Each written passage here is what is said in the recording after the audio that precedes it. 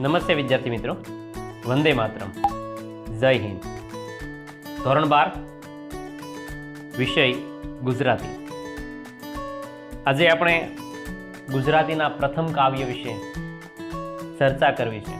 તે કાવ્ય વિશે વાત કરવી છે. ગુજરાતી ધોરણ 12નું ગુજરાતીનું પહેલું કાવ્ય એટલે અખિલ બ્રહ્માંડમાં. પહેલા તો અખિલ બ્રહ્માંડમાં તેનો અર્થ સમજી લઈએ. કોને કહેશું? અખિલ બ્રહ્માંડમાં.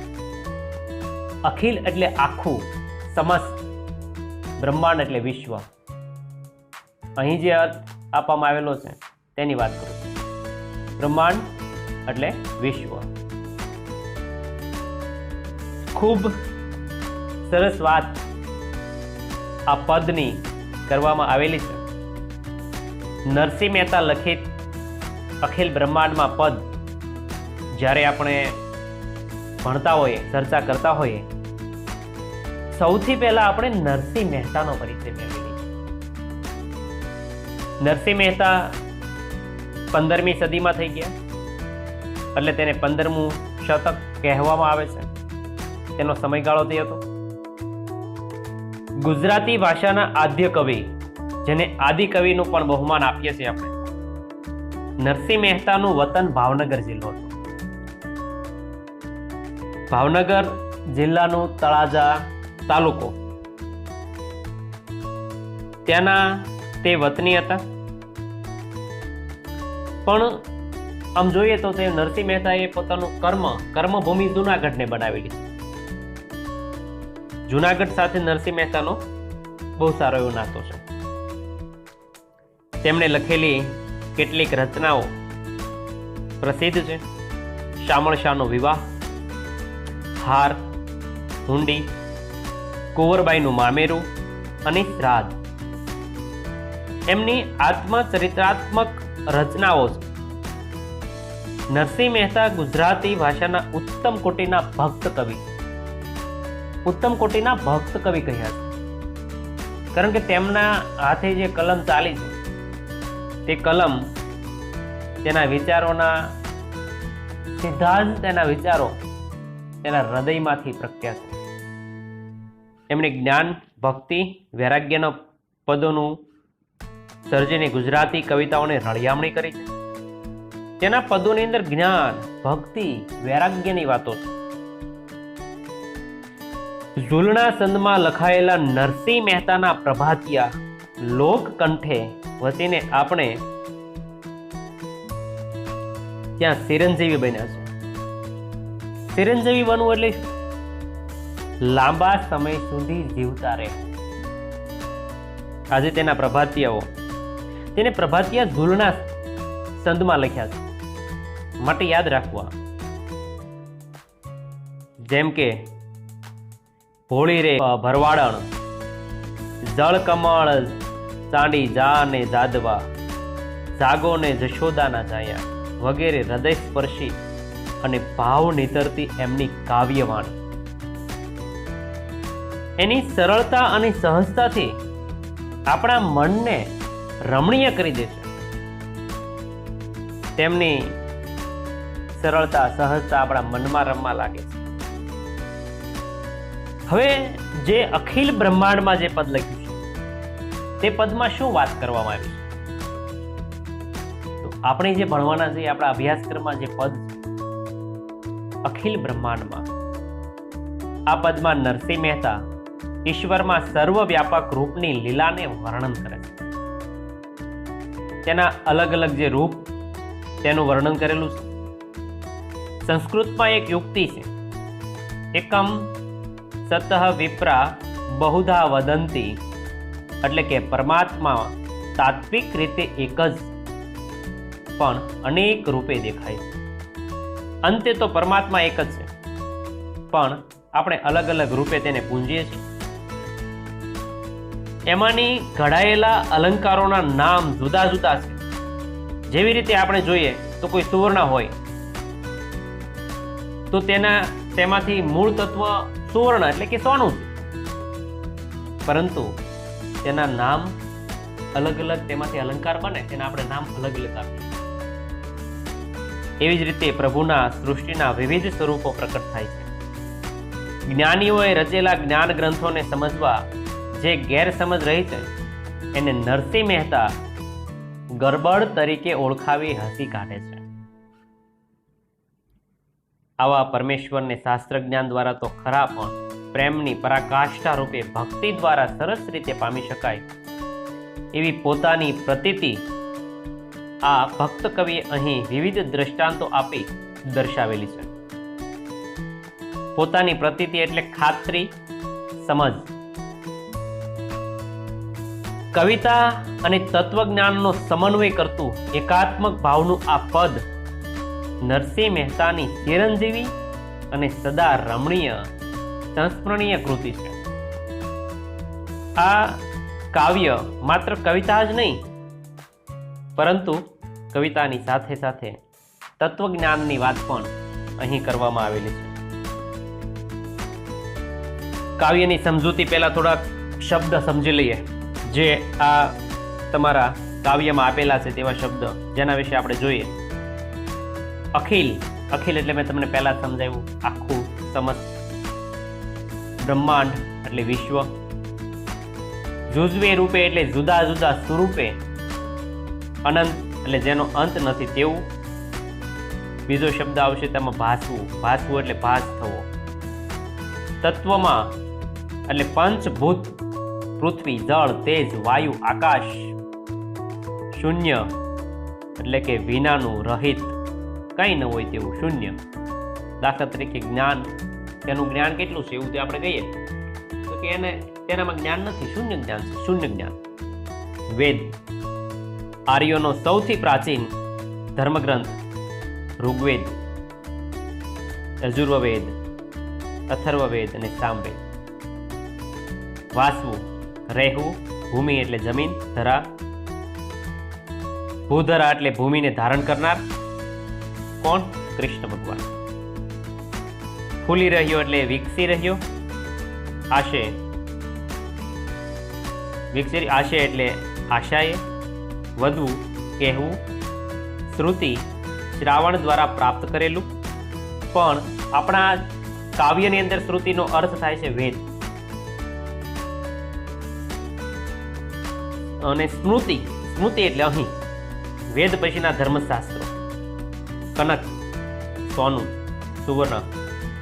કુંડળ, કાનમાં પહેરવાનું એક ઘરેનું છે કુંડળ.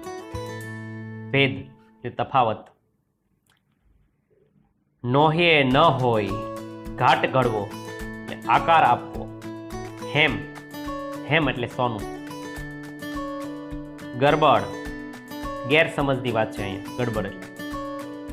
લહે, લે, સૂજે, ગમવું, સમજવું.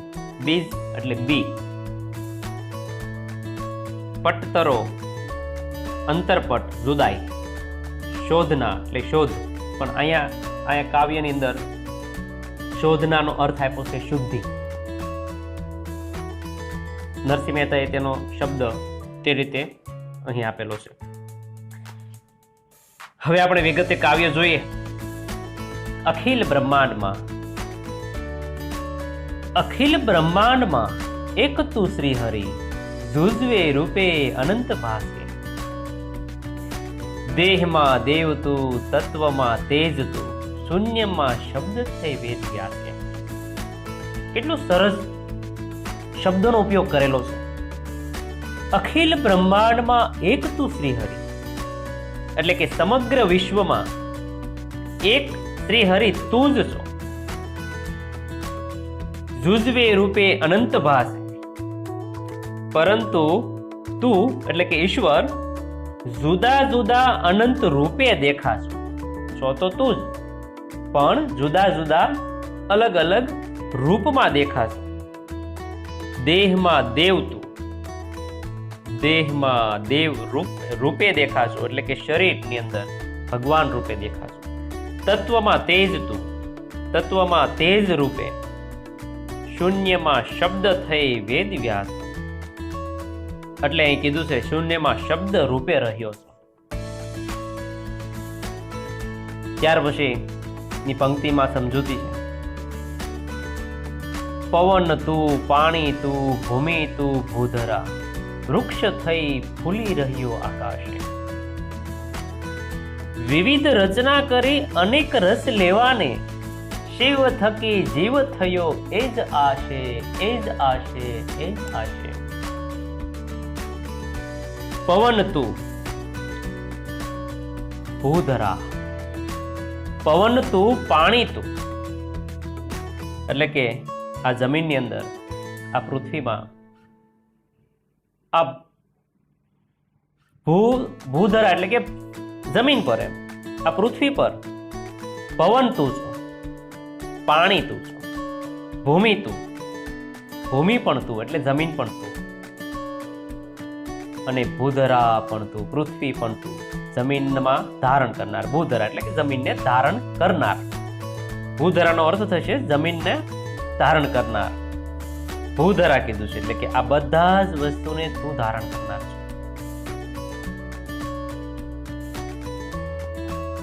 વૃક્ષ થઈ ફૂલી રહ્યો આકાશે, આકાશમાં વૃક્ષ રૂપે ખીલી રહ્યો છો, ખિલખલાટ કરી રહ્યો છો.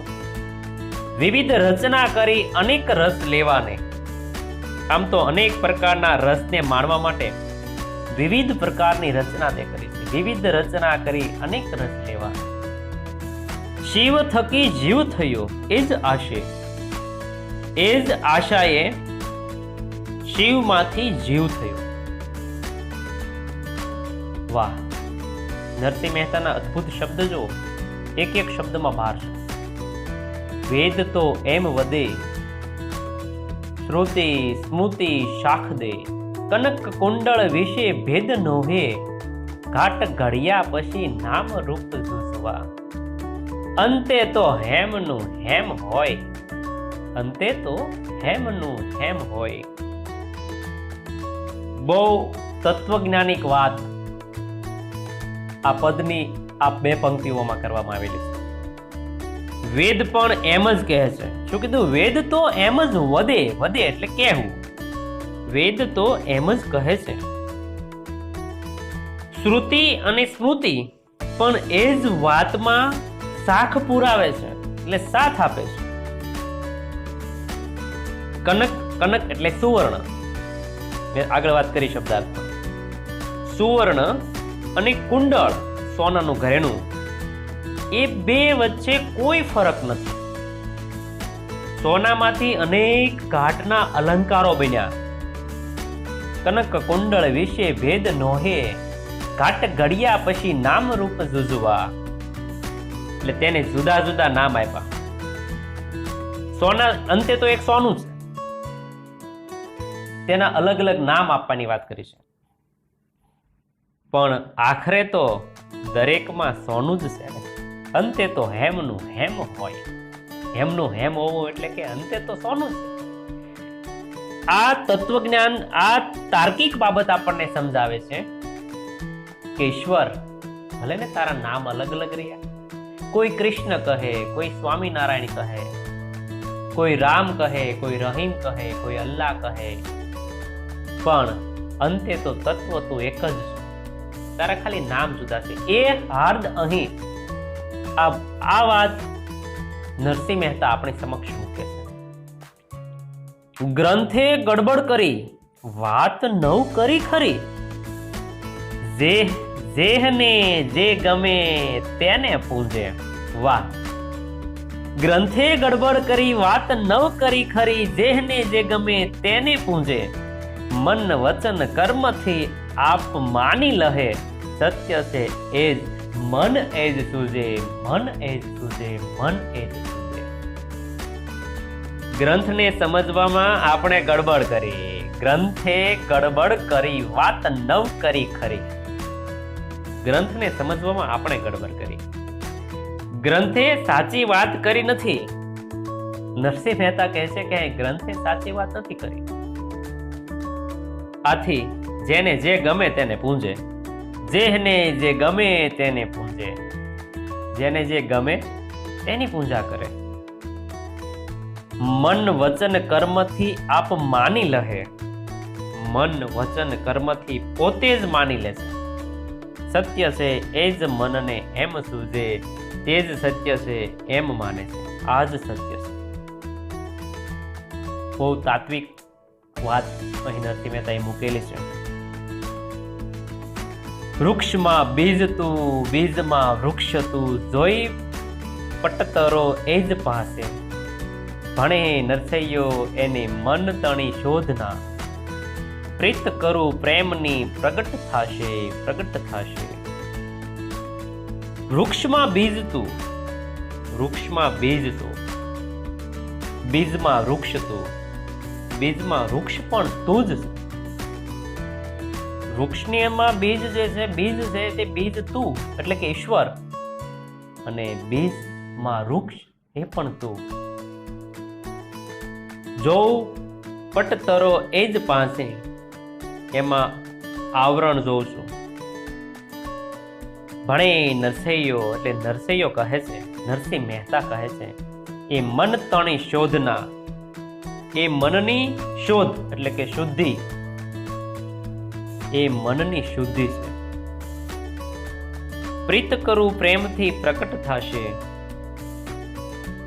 પ્રીત કરું તો એ પ્રેમથી પ્રકટ થશે. જો તેને શ્રદ્ધા સાચી હૃદયની અંદર રાખવામાં આવે, પ્રેમથી ઈશ્વરને આપણે પામી શકીએ, ઈશ્વરને આપણે પૂંજી શકીએ. તારા ભલે ગમે એટલા રૂપો હોય, હે પરમાત્મા, પણ જરૂર તે મળશે. આ વિશ્વાસ, તટસ્થતા અહીં નરસિંહ મહેતાના શબ્દોમાં દેખાઈ આવે છે. કેવી સરસ વાત કરી છે નરસિંહ મહેતાએ. છેલ્લી પંક્તિ આપણને હૃદય સ્પર્શી જાય છે. ભણે નરસૈયો એ મન તણી શોધના, પ્રીત કરું પ્રેમથી પ્રકટ થશે. પ્રેમથી જો હું પ્રીત કરીશ ને તો પ્રકટ થશે. આ દુનિયામાં કઈ બી વસ્તુ એવી નથી કે જે પ્રેમથી ન મેળવી શકાય. બધી જ વસ્તુઓ મેળવી શકાય છે. શ્રદ્ધા અને વિશ્વાસ હોવો જોઈએ. જ્યારે આપણી અંદર શ્રદ્ધા અને વિશ્વાસ પ્રગટે છે ત્યારે કઈ પણ વસ્તુ આપણે પામી શકીએ છીએ. 15મા શતકમાં નરસિંહ મહેતાએ લખેલું, ઈશ્વરને પામવો હોય તો ઈશ્વરને પામવા માટે ધર્મના ઝઘડાઓ કરવાથી નથી મળવાના, તેને તો પ્રીતિ કરવી પડે, પ્રેમ કરવો પડે, ત્યારે આપણને ઈશ્વર પ્રાપ્ત થાય છે. ખૂબ સરસ એવું કાવ્ય ભણ્યા. આશા રાખું છું તમને મજા આવી છે આ કાવ્યમાં. કેટલાક કાવ્યની અંદર શબ્દો આવ્યા જેના વિશે મેં તમને અગાઉ પણ ચર્ચા કરી દીધી. આગળ 1-2 વખત વિડીયો જોશો તો મજા આવશે. સમજૂતી સાથે જેટલું મારાથી બનતું હતું એટલું તમારે સમક્ષ મૂકવાનો પ્રયત્ન કર્યો છે.